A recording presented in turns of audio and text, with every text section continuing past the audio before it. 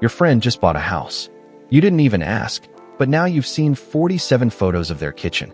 The tiles, the lighting, the future home office that's currently just empty space. They say things like, "I'm building equity now with this calm confidence." You smile. You say nice. But inside, something feels off. A small voice asks, "Am I behind in life?" No, you're not behind. You're just comparing yourself to a story that sounds smart, but hides the full truth. The story is simple. Renting is wasting money. Buying is building wealth. Sounds logical, but let's slow down. When you rent, yes, you pay money every month, and it's gone. But when you buy, you also pay money every month, and most of it is gone too, just hidden better. Let's say you buy a house. Your payment feels okay at first, but that payment is not just your house. It's interest to the bank. It's taxes. It's insurance. It's repairs you didn't expect. And in the beginning, most of your payment isn't even going toward owning the house. It's going to interest. So you're still losing money every month, just in different directions. Now here's where it gets interesting. Imagine two people. One rents and spends less.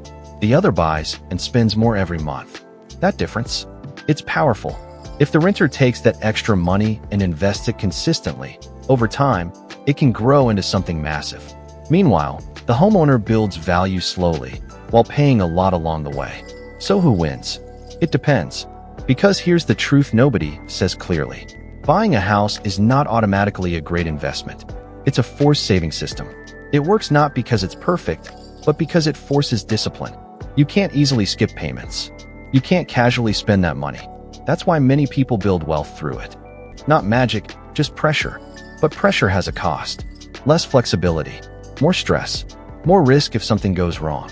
Lose income for a few months, and suddenly that asset becomes a heavy burden.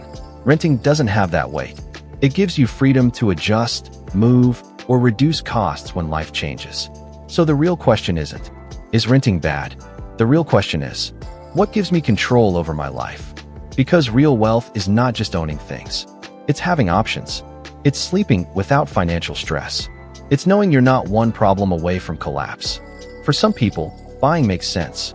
But for many, forcing it too early can slow them down instead of moving them forward. So if you're renting right now, you're not failing. You're just playing a different strategy. And if you use it wisely, it might actually take you further.